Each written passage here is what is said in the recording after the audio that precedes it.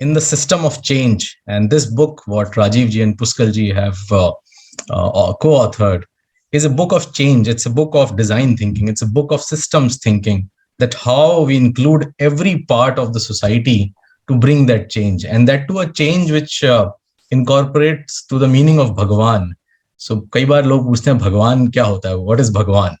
It's a very simple thing. Bhagwan is Mother Nature, and if you इस acronym को अगर आप बड़ा करें तो भगवान भा से भूमि, गा से गगन, वा से वायु, आ से आकाश और ना से नीर.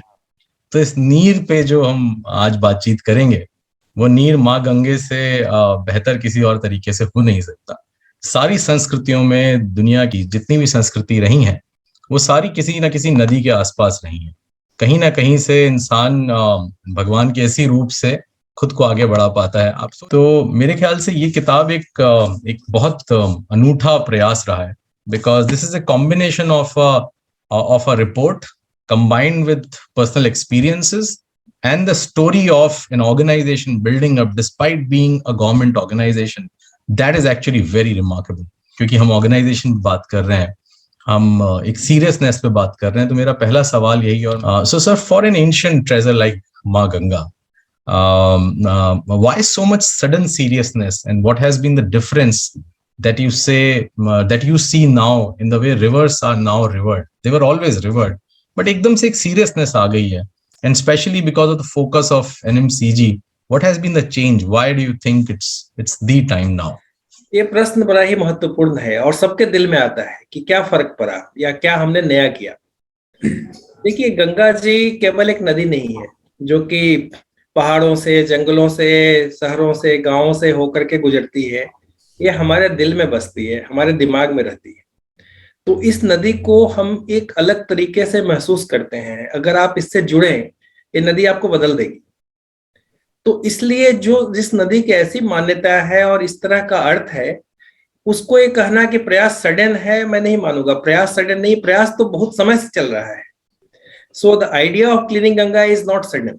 It has been going on. But yes, what we are doing, the manner of doing it, the way we do this is perhaps having some novelty, and you can tell it is sudden because there is a sense of urgency now. क्योंकि हमने काफी समय खोया.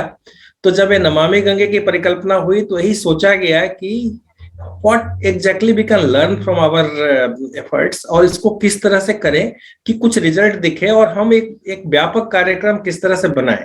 किंतु अगर इसको बिल्कुल संक्षेप में कहा जाए, 2-3 सेंटेंस में कहा जाए, तो एक प्रयास है जो कि कॉम्प्रिहेंसिव प्रयास है.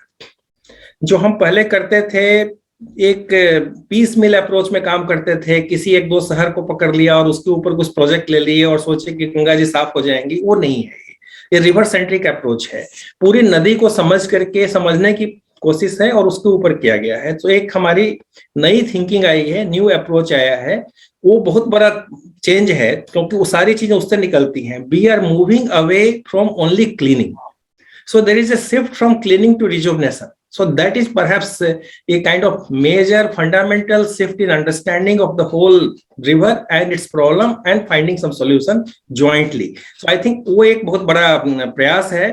और जो हमने देखा कि जो हम पहले के प्रयास भी किए, उसको सस्टेन कैसे करें. सो इसमें हमने ये भी सोचा है कि इसको सस्टेन कैसे करें. जो हम प्लांट्स बना देते हैं, प्रोजेक्ट बनाते हैं, तो केवल बनाना ही हमारा उद्देश्य नहीं होना चाहिए, उसको चलाए रखना उद्देश्य होना चाहिए. Cleaning of river Ganga has been going on for a long time, but what we are doing is perhaps giving it much more focus, making it comprehensive. जो एक व्यापक प्रयास होता है ना, जिसमें नदी में शहर हो, गांव हो, हर तरह की चीजों को लेके आगे चलने का प्रयास है. और वो एक सडननेस है, अर्जेंसी है, प्रायोरिटी है सरकार की, और काफी रिसोर्स दिए गए हैं. पहली बार इस तरह के रिसोर्स दिए गए, और इस तरह का, हमें जैसे आपने कहा, हमने कई चीजों को फैलाया है, हमें फ्रीडम भी दिया गया.